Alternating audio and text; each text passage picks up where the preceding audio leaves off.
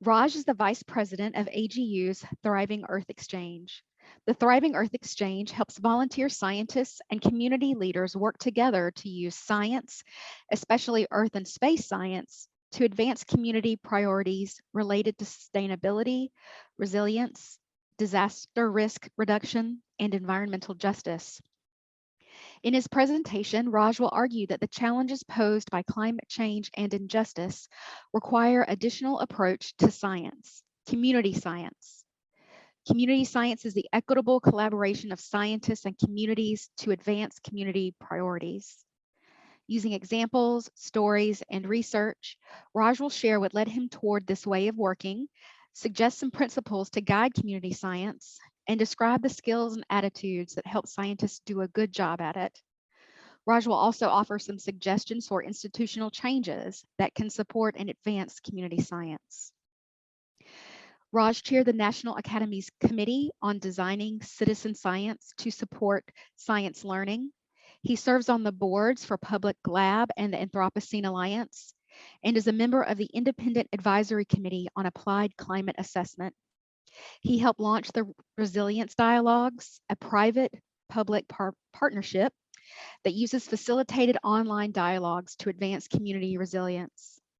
He was a founding board member of the Citizen Science Association and served as Education and Human Resource Commissioner for the American Meteorological Society. Before joining AGU, Rod led education, engagement, and diversity programs connected to the National Center for Atmospheric Research.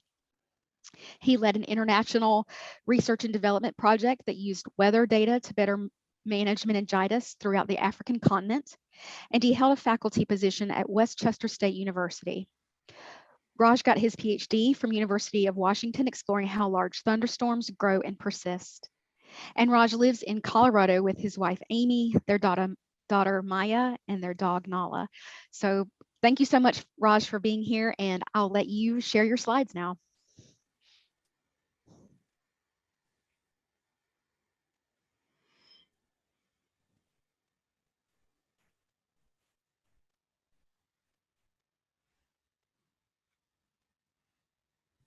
Oh, you're muted.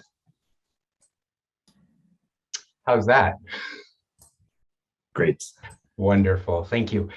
Thank you. Thanks for organizing this seminar series. It's an important topic, and I'm glad the seminar series exists. Thanks everyone who's here for taking time out of the day to attend this. And thank you for all the work you do on this topic all the time when you're not attending seminars. And finally, thanks for including me. I'm really honored to be here.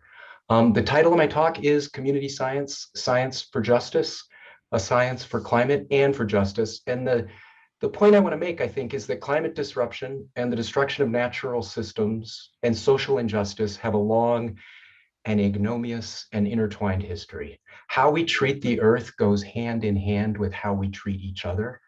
And exploitation of resources and exploitation of people have long been twin aspects of the same coin. For me, whoops, this was recently brought home by COVID-19. It has natural contributions to be sure, but the disaster that was COVID-19 is a human disaster. It has human contributions, and the human response was what made it so awful. Like most, what I guess I would call unnatural disasters, disasters that maybe have natural antecedents but are really amplified by human activities, it revealed and exacerbated underlying inequity.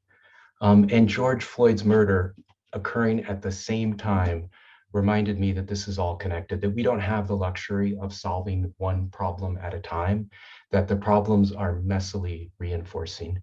But maybe the good news is that if the problems are reinforcing, maybe the solution can be as well. And so taking this back to climate, taking this back to science, all this reminds me that the goal of our work as scientists, as climate scientists, as earth and space scientists is not just a resilient future, it's a resilient future that is also just. We're working together towards a world where all people, and actually all of our living relatives, can thrive. And community science is about contributing to that goal, offering science as something, as part of something bigger, being part of a bigger project of building that just and resilient future together. Let me pause at this point and do a proper inclusive introduction. My name is Raj Pandya. My pronouns are he, him. I am wearing a black t-shirt and a black hoodie, and I have mostly gray hair, honestly, tortoiseshell jacket, tortoiseshell glasses, and I'm in a blue room with lots of art around it. I'm speaking to you today from Colorado, which is from Boulder, Colorado, land taken from the Arapaho, Ute, and Cheyenne Indians, and more than 48 contemporary tribes are tied to this land we call Colorado today. I share this acknowledgement to remind myself, actually, in my work as a person and as a scientist, that some of this work is about repairing harm and contributing to a more just future for everyone. I don't have an outline. Instead, I have a graph. So I borrowed this from Kurt Vonnegut, who has a really wonderful video about graphing stories in the arcs of stories. And so this is the graph of the story of my talk. The beginning is going to be the description of the ways in which I started to learn about diversity, justice, equity, inclusion. And it's going to be sort of a downward trend. It's going to be me understanding some things about science that were uncomfortable to learn. There were some things about myself that were uncomfortable to learn. And it's mostly a journey of me alone, honestly. The second part of the talk, and let me stop and say one thing, like if I was a climate scientist, like 10 years ago, I might have stopped at the bottom, right? I might have stopped with, it's all bad, things are awful. But it turns out that we've done some research that suggests that not only is that not a great communication strategy, it's also not true. There are some good things happening. There are some amazing things happening. And so the second part of my talk, we'll talk about some of those amazing things that happen. And it'll be largely anchored in work I've done with other people. And I think that's a nice metaphor for community science. The lonely part has been the part where I haven't been as successful has been the parts I've tried to do myself. The successful parts have been the parts where I've had lots and lots of people with really great ideas to work with. This arc is also kind of a metaphor for community engagement. I think often we think about community engagement in terms of communities that maybe have historically been marginalized, oppressed, colonized, who've been otherwise prevented from accessing and participating in science in a full way. And we think about climate justice in terms of the injustices that communities have suffered, the disproportionate impact on vulnerable communities, communities who have often done the least to contribute to the challenges of climate change. And that is part of the story. The other part of the story is that many of these communities are not just victims.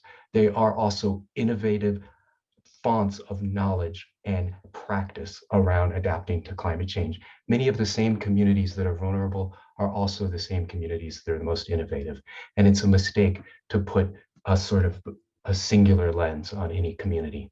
And so part of the story here is about the up and the down of working with communities.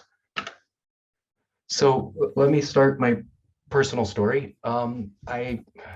Westchester University, my first job after getting my PhD, after finishing my postdoc, I was interested in community engaged research. I was interested in service-based learning.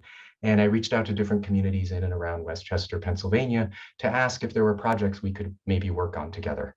One of the communities I reached out to, a woman named Zuline Mayfield, amazing local leader who was working with her community to prevent the expansion of a medical waste incinerator in her neighborhood, Chester, Pennsylvania, a predominantly African-American community. And she asked if my class could do atmospheric chemistry measurements to help them understand the chemistry of this area and how a medical waste incinerator might influence the air chemistry. And I remember having a conversation with her and saying, Ms. Mayfield, I don't know if this is a great fit for the curriculum I'm teaching. It's really more of an atmospheric physics class, not an atmospheric chemistry class. The curriculum really outlines a more theoretical framework for the work, and this is really kind of applied. And she kind of stopped me and said, young man, and I remember that, young man, if what you're teaching is theoretical, why do you even bother teaching it? So that was my first moment. why do we teach science the way we do? Why is this emphasis on theory above practice, or at least why had I learned that emphasis on theory above practice, and what could I start to do to unlearn that and to build that into my own career, my own teaching? A few years later, I was working at a national laboratory. And as many of you know, geosciences has one of the lowest rates of minority participation of any science. It's lower actually than physics. And so this was a program that was designed to help young people enter careers in atmospheric science, in this case, in the geosciences more broadly. And I didn't design the program. It was a brilliant program, right? The students were well supported. They were part of a really vibrant learning community. They had multidimensional mentoring. And one of the aspects of the program was the opportunity to engage in research with scientists at this lab on topics that the lab was investigating. And these research internships would last all summer. They were great. One of the students asked me if he could do research on an Indian reservation. He said, Raj, I'm Wampanoag Indian.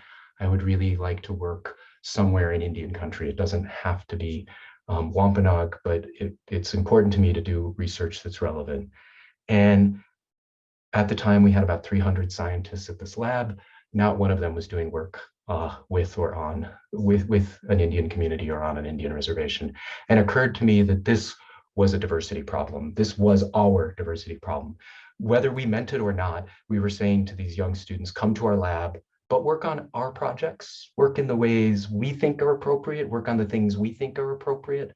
And that wasn't leaning into the promise of diversity. That wasn't leaning into the promise of inclusiveness. We weren't asking those students to help us design new kinds of research and new kinds of scientific questions with the communities that they are from and with. And it led me to ask sort of this question: who gets to ask scientific questions? A few years later, Hurricane Katrina hit, and my background is actually as a meteorologist. I was trained as a meteorologist, an atmospheric scientist, and Hurricane Katrina, from a meteorological science perspective, was in some ways a success. We had the track exactly right 3 days out. We had the intensity, if anything, slightly underestimated, right? So a scientific success and a human tragedy. And what is our moral responsibility in a situation like that? Does it end with the science? Is it enough to simply do good science and put it out there? Or do we have an obligation as human beings to do more with our gift than simply put it out there? And what does it mean when whole communities didn't find that science relevant or accessible or actionable, weren't included in the scientific process? And that's the short story version. There's a long story version too. I got the chance to actually spend some time in Louisiana and around Louisiana afterwards. And Chief Dardar, Ile-de-Jean Charles, bands of Indians, took me out on his boat and showed me his home, right? And this is his home. This is where he grew up. This was land when he was a child. And he explained what happened in this landscape. This is about the turn of the 1800s to the 1900s. This was cypress forests, and cypress became an industry. And so those forests were logged. And what you're actually seeing is the remnant of those cypress trees. They're called ghost trees by the people who live there. The next thing that happened was oil was discovered. And as oil was discovered, canals were built to get the oil back into the mainland. Those canals became channels for erosion.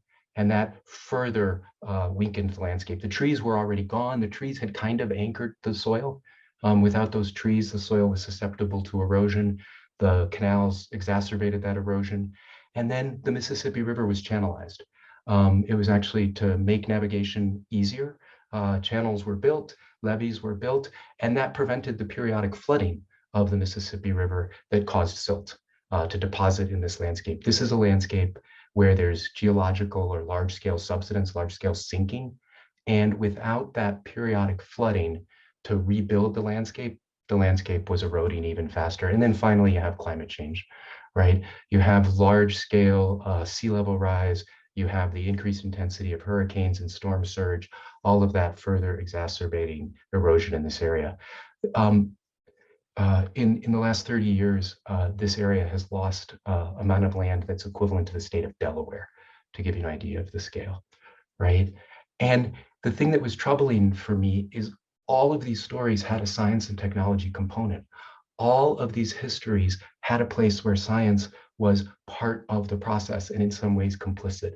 And it got me thinking, if Hurricane Katrina got me asking the question about what is our moral responsibility for the science we do now, this got me thinking about what is our moral responsibility for the science that came before us, and how do we atone for those legacies of injustice. So that's where I am. I'm worried about the inclusivity of science. I'm worried about the genuineness, the openness of science to different modes of inquiry, different kinds of questions. I'm worried about the moral responsibility of science and whether we're living up to that responsibility.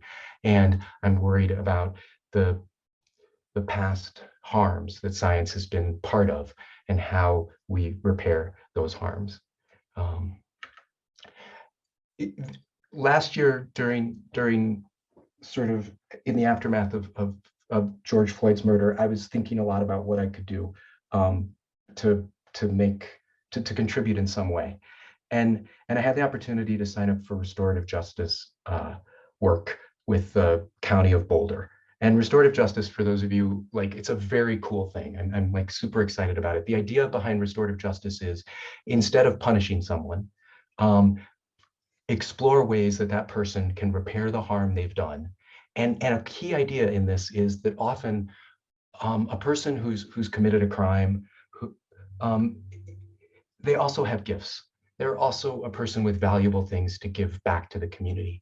And helping find those things they can give back can also be a way of repairing that harm. And so I started thinking about what that could mean for science. What if, as a scientist, my gift, my ability is around science? It's around the skills and attributes and resources and networks and institutions that come with science. And how could I offer those gifts to repair some of the harm that has been done by science, and to build towards some of this future that we imagine, a more just, a more sustainable, a more fair future, a more equitable future.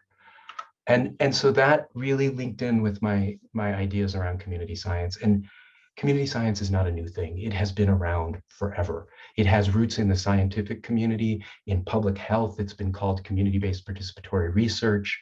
It's been called use-inspired science, usable science. In climate science, it's often called co-creation.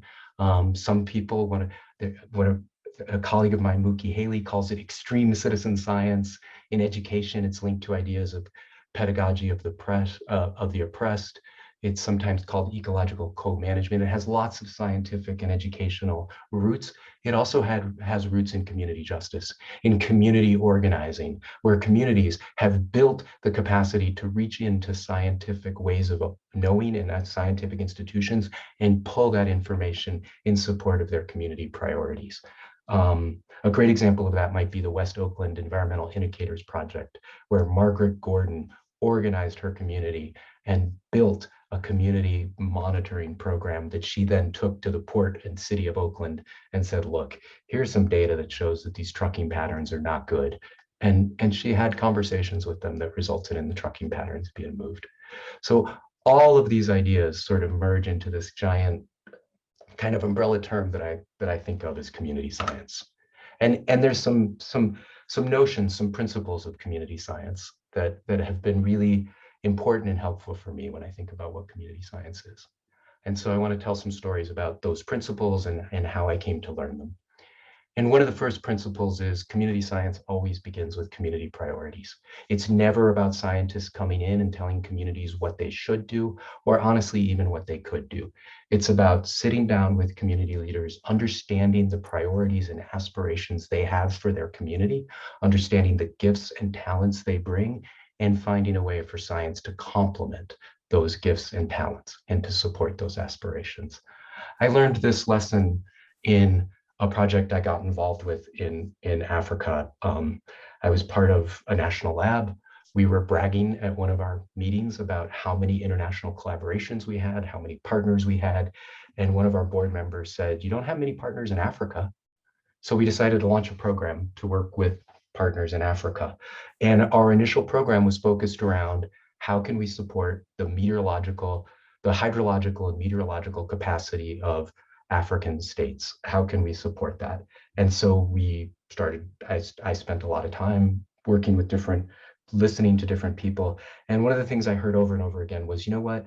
Honestly, meteorology and hydrology, they're important, they're valuable, but it's not our top priority. Our top priority right now is public health. Are there ways that you can support public health? And we came across this notion that public health was influenced by, no surprise, influenced by weather and climate.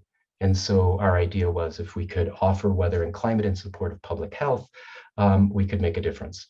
And in particular, the place I was working the most was Ghana and Burkina Faso. And there at the southern edge of the Sahel, meningitis is a recurrent problem. Meningitis, there is a vaccine for it. There was a vaccine for it, but it was a pretty not great vaccine. It couldn't be given to kids under 2. It didn't confer herd immunity, and it was only good for about 2 years, and then you'd have to revaccinate everyone.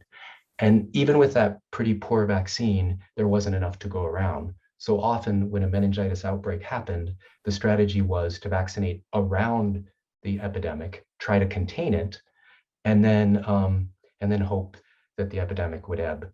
And there usually wasn't even enough vaccines to do that. So it was often a very difficult choice of deciding where to allocate scarce vaccines. What everyone who lived in West Africa knew, though, was that meningitis was only a problem in the dry season, and that as soon as the monsoon started, meningitis ended. We don't epidemiologically know exactly why that's the case. We still don't know why that's the case, but it's a robust signal, and it's one that's reproducible in data. And so our project simply became connecting public health decision makers with advanced forecasts of monsoon onset, of relative humidity increase, so they could use that information to allocate vaccines away from areas where rain would end the transmission naturally and towards areas that would stay dry. And so the transmission would lead. And remember, this project began with trying to buttress meteorological and hydrological capacities. It ended serving that community priority. And that principle has stuck with me ever since. Begin with community priorities. Sometimes I remember it by saying community drives the bus. Science has a seat on the bus, but community drives the bus. The second principle of community science, which is really closely related to honoring community priorities, is honoring community knowledge. This is about fighting the deficit model. This is about recognizing that communities have agency, they have power, they have knowledge, they know their place, they know what's important to them. And we as scientists need to respect that agency, knowledge, power, and autonomy of communities. An example of this came early in the Thriving Earth Exchange. We had somebody who reached out and said, could we work with a climate scientist to help rebuild our traditional ecological calendars that are used to guide agricultural practice, that don't depend on astronomical events, but depend on ecological events. For example, 3 days after you hear this bird chirp for the first time, it's time to plant this seed. Those calendars were incredibly well adapted and incredibly useful, but they hadn't been used in about 50 years because of war, because of conflict, because of outright suppression of the calendars. And so as people were remembering and recovering and reapplying these calendars, they were finding they didn't match the conditions around them. So they wanted to work with climate scientists to bring the calendars back up to date, to incorporate climate science into that traditional ecological framework. And what I love about that project is it really is about pulling science into an older tradition, an older way of knowing. And that kind of fundamental respect, I think, is really important. Science is an important and valuable tool for knowing about the world and for making decisions, but it isn't the only valuable and important tool for knowing about the world and making the decisions. And it may not even be the best in some cases. So having that humility and being willing to accept being willing to accept different kinds of epistemologies besides the scientific methods, I think is a really important part of community science. The third principle is community science ends with community impact. We have this saying we sometimes use in Thriving Earth Exchange: a paper is not an outcome. A paper is a great thing, but it is not a community outcome. Here's an example of a community outcome. This is a project from the Texas Organizing Project. This is showing a map of Northeast Houston. And what you'll notice is there's some areas in red. Those are areas where there was recurrent flooding over and over again. And the people in this neighborhood were like, why is our neighborhood flooding way more than every neighborhood around us? Is it hydrological? Is it meteorological? Or is it something else? And so they worked with hydrologists to do some mapping. They worked with social scientists to do some mapping. And what they found out was that there wasn't really a hydrological or a meteorological reason that their communities were flooding more often. It was most likely the result of a sort of systemic underinvestment in those neighborhoods. It was the result of built environment choices that were made that made those neighborhoods more vulnerable to flooding than other neighborhoods. And there were huge equity issues associated with all of this. They shared this information with city council members. They shared this information with county commissioners. They shared this information with state senators. One of them paid particular attention to this, and he realized that the way in which federal money for rebuilding was allocated, so after a big flood, there would be money available to rebuild, but that money was prioritized based on cost-benefit analysis. What that meant is if you had an $800,000 house and it would cost $200,000 to rebuild it and elevate it out of the floodplain, that was a good investment. A $200,000 house also cost $200,000 to elevate out of the floodplain, but it wasn't considered such a good return on investment because the cost was almost the same as the house. And so that person was less likely to get money for rebuilding. So it led to an exacerbation of inequity in the wake of a natural disaster. And that person worked to build a new way of allocating rebuilding funds that accounted for vulnerability and historic disinvestment, not just immediate sort of cost-benefit analysis. And that person's continuing that work and taking it all the way to the US Congress to try to undo some executive orders around how disaster funding is spent. That's what it means to end with a community impact. The science was a piece of that, it was a part of that, but it wasn't all of that. And it was contributing to that larger community impact. And in this case, having the data published was a huge help to the community in establishing the validity of this evidence. But a paper isn't an outcome.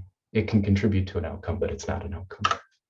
And then the sort of final big principle of community science, for me, science is a human right. Every community deserves the right to ask and answer their scientific questions. Every community should have the opportunity to use scientific tools and scientific methods to understand their community and what's happening in their community and to make change in their community. And too often in our society right now, science is difficult for some communities to access. There are barriers to participating in science.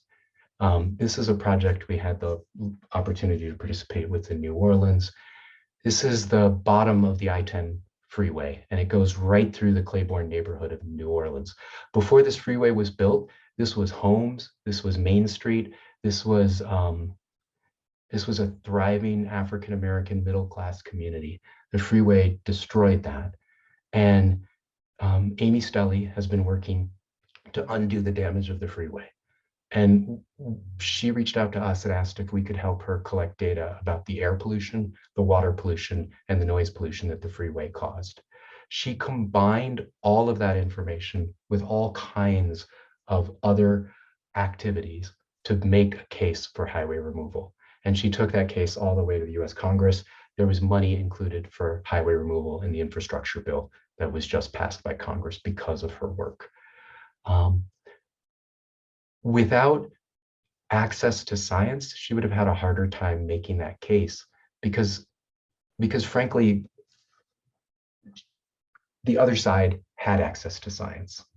And so some of our work is about making sure that everybody involved in an issue has an opportunity to ask and answer their scientific questions. Science is a human right. So this takes me to this idea of justice. And when I think about sort of my DEI-J journey, I really think about J as where I want to get to, right? For me, it's about the activity of using science as an ally for justice. It's about science as an opportunity to promote justice. And some things I've learned, I think, about justice are that justice is active. I have a friend who says, if you're not intentionally advancing equity, you're probably allowing inequity to persist. And I think that's a recognition that many of the practices that we've grown up with that are part of our default have their roots in inequity, in a history that has been inequitable. And if we're simply doing what we've always done, we're allowing those inequities, or we're at least allowing the possibilities that those inequities persist. When we start to ask ourselves, why do we do this way? Why is this the norm? Then we start to open ourselves up to questioning, to the kinds of questions that can lead us to confront and advance inequity. A second piece for me about justice is that it's about sharing power. I've realized that as a scientist, as a member of AGU, as somebody who works in institutions, I have a kind of power. I have connections, I have networks, I have access. And the question is, what do you do with that power? I more and more have been trying to step back from taking that power and trying to provide opportunities to share that power with others. It isn't about speaking for people, it's about giving people the opportunity to speak for themselves. How do we open the doors to the institutions we're part of and invite people in and help them be comfortable in those institutions so that they can share their truths and speak their knowledge? And then finally, justice is by design. There's a powerful idea in the disability rights community that people aren't disabled by physical limitations. They're disabled by design choices that other people make. So you're not disabled because you can't open a doorknob. You're disabled because the person who designed that doorknob didn't design it well.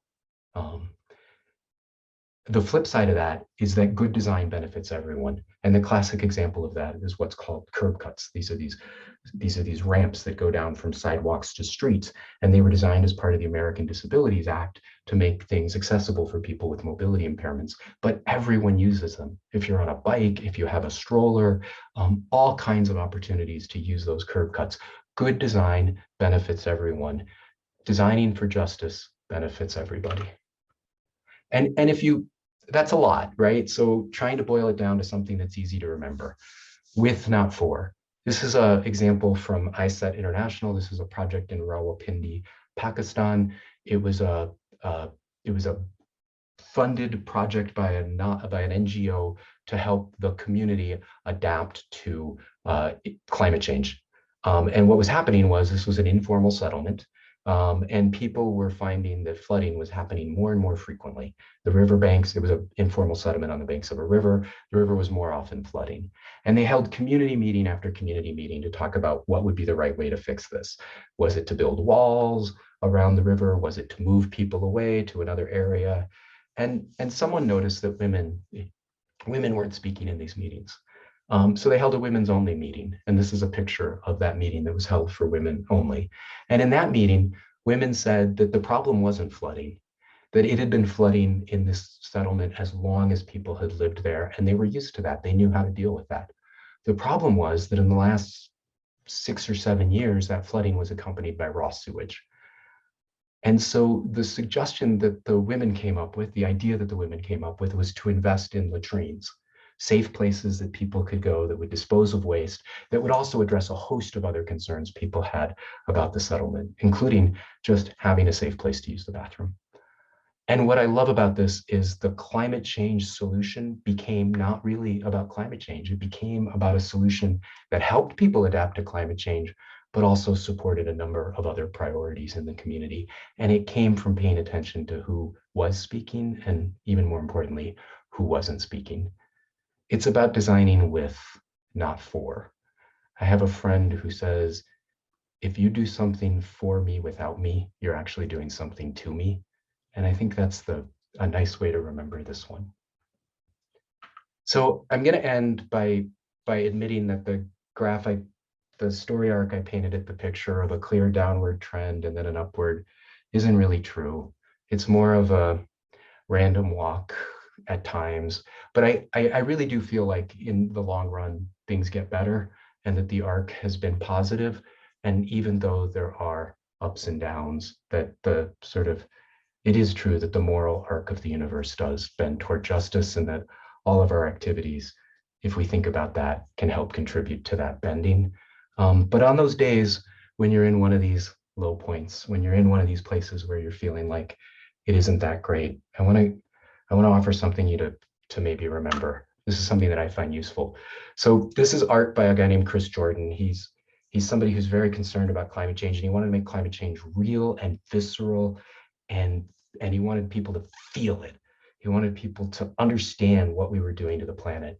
And he created a whole bunch of works. One of them is this. It's called Running the Numbers. It looks like a bunch of paper bags, but as you walk closer and closer, and it's huge, like gigantic. As you walk closer and closer to this, you realize that these aren't, I mean, these look like stalks of trees or something, but they're actually stacks and stacks of paper bags. I kind of said that wrong the first time. I was supposed to say they look like trees. As you walk closer, they look like paper bags. It turns out this is actually a picture of 1.4 million paper bags, which is the number of paper bags thrown away in the US every hour. And it's meant to be horrifying. It's meant to sort of shock people into awareness about what we're doing to the planet. But it's a pessimistic view of humanity. It's a view of humanity that says 10 billion people on this planet, how the heck are we going to handle that? What are we going to do? That's 10 billion problems. That's 10 billion people destroying the planet. That's 10 billion drains on the economy. And Chris created another piece of art called E Pluribus Unum, and it's a mandala. And as you walk towards this picture, you realize that those lines, those black lines, are actually words. And those words are the names of organizations. In fact, it's the names of 1 million different organizations that are devoted to environmental justice, indigenous rights, land conservation, land preservation. It's the names of 1 million different organizations that are trying to build a just and safer and fairer world. And what's nice about this picture is it's a view of humanity that's optimistic. It doesn't say that there are 10 billion people destroying the planet. It says that there are 10 billion allies in building a better world. And I think as scientists, sometimes we, especially as geoscientists, we can be tempted to lean into the pessimistic view of humanity. And in those moments, I'll ask you to remember this optimistic view of humanity, that what we have with 10 billion people is 10 billion minds who can be partners in building a just, sustainable, beautiful, verdant world where everyone and everything has a chance to thrive, and that none of us are on that project alone. We have allies. And with that, I think I'll stop and take questions. Thanks.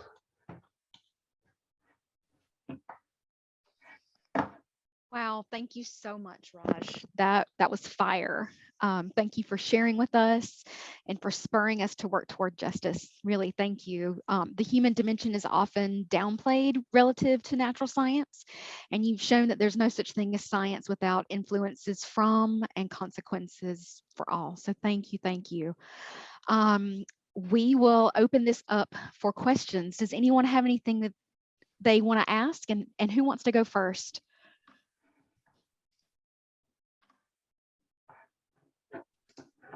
You can raise your hand or put something in the chat. So while people are formulating their question, Raj, I will just ask you, what advice would you have for those who apply the scientific mode of inquiry who also wish to address complex social ecological issues? So how does one begin community science, and how does one know that the community and that they are ready? Wow. So the last question, how do you know you're ready? Mm-hmm. You're probably more ready than you think you are and less ready than you need to be. And so just lean into that. It's okay to not know exactly what you're doing. And it's okay to ask for help, and it's okay to learn, which kind of leads me to the second point of how you get engaged. One of my friends says, show up, shut up, and bring food.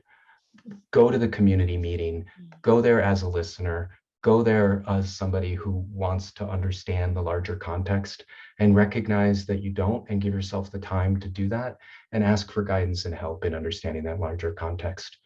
And often if you get that help, the folks who are helping you will let you know when it's the right time to introduce the science that you have to offer, and when that science can be useful, and they'll give you suggestions about how to do that. Wonderful, thank you.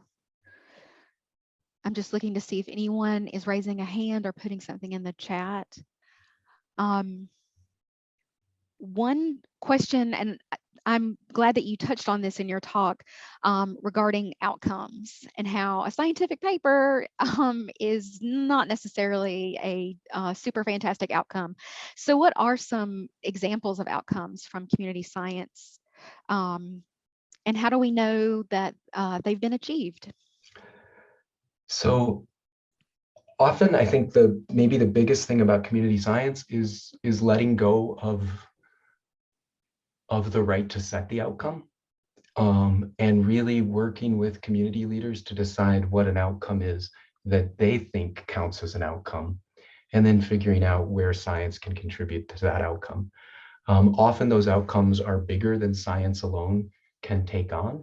And so often it pulls us into working in collaborations that extend well beyond science. So some examples of the kinds of outcomes that I've seen in Thriving Earth Exchange are policy changes.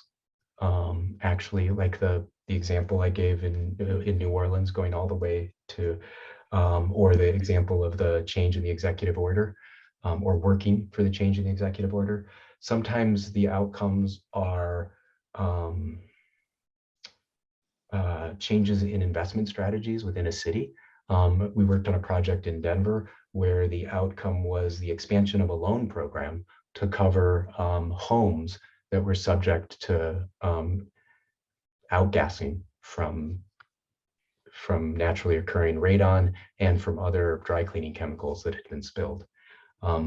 Sometimes these outcomes are plans.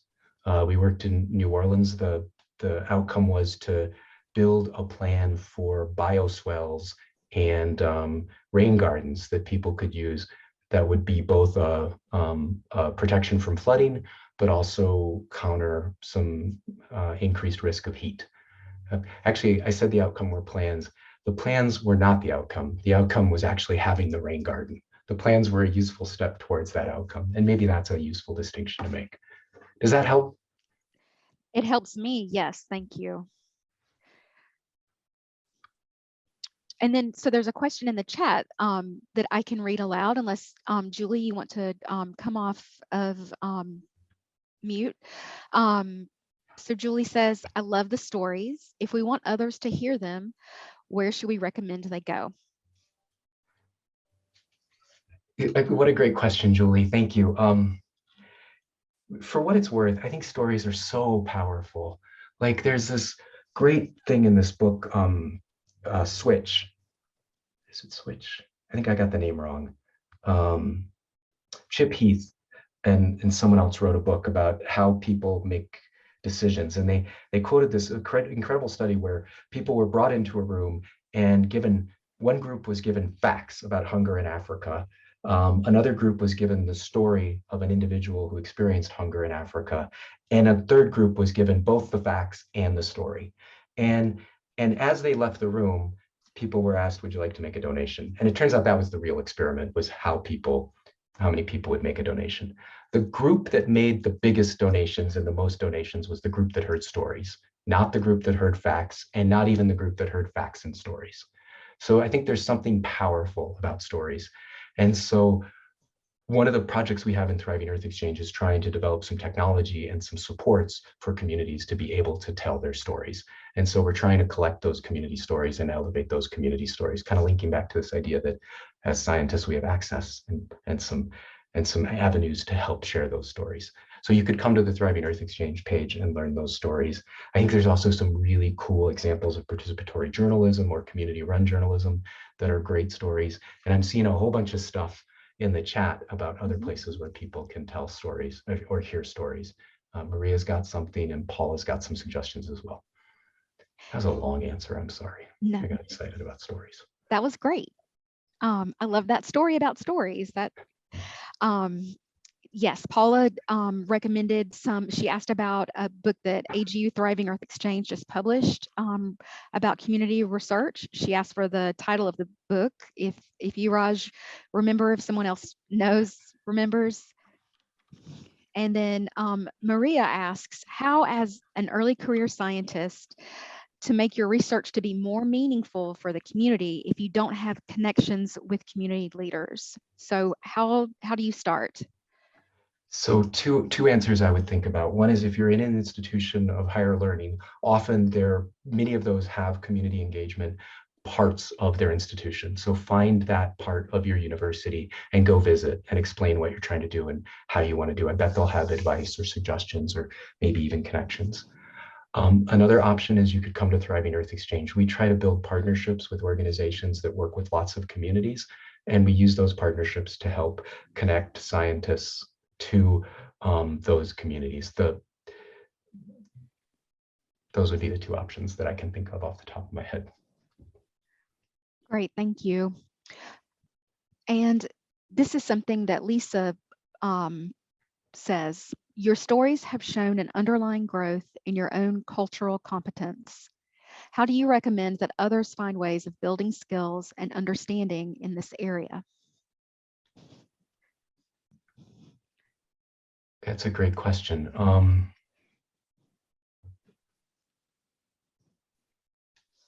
There are, like, increasingly I'm seeing opportunities for people to sort of sign up for classes on these topics. It seems like it would be a real missed opportunity to not plug Landing right now. I think Landing is a great opportunity to develop some cultural competence. And then I think I've always been really touched by how many people are willing to take time to share with me when I ask. So it takes a little while to get used to asking for help, but when you learn how to do it, it's a really powerful thing. And so I think that's probably one of the biggest things I would emphasize, is just learning to sort of say, I'm new to this. Can you offer me some advice? Can you offer me some guidance? And then occasionally someone will, and this is hard, but like sometimes I just screw up. Like I just say the wrong thing or say it in a dumb way, and somebody will have the grace to pull me aside and tell me about it. And like having a conversation with myself about this is an act of love and this person cares about you and you better take this gift and not be a jerk about it has been something I've had to work on. Thank you for that. And then Elizabeth has also put into the chat a book that they recommend. Thanks, Elizabeth. Liz. Are there any other questions? All right, thank y'all so much for being here. Thank you, Raj, for this systematic view of science and humanity and how they're interconnected. I know I'm going to be thinking about this for the rest of the week at least. So thank you, everyone, and please reach out to the Landing team if you have any questions or anything to say at all. Thank you so much. Oh, and I'm going to actually hand it back over to Brielle. Thank you, Brielle. Yeah, no problem. And we just wanted to make sure that we invited you all to our next AGU Landing Inclusive Science webinar. That's going to be on June 25th, 1600 Universal Time. And we'll be having Dr. Marshall Shepard, who is a leading international weather climate expert and University of Georgia Athletic Association Distinguished Professor of Geography and Atmospheric Sciences. And so we encourage you all to register and stay connected with us by joining the AGU Landing Community of Practice. And I'm going to put that link in the chat. And I just want to thank you all so much, and we'll see you next time.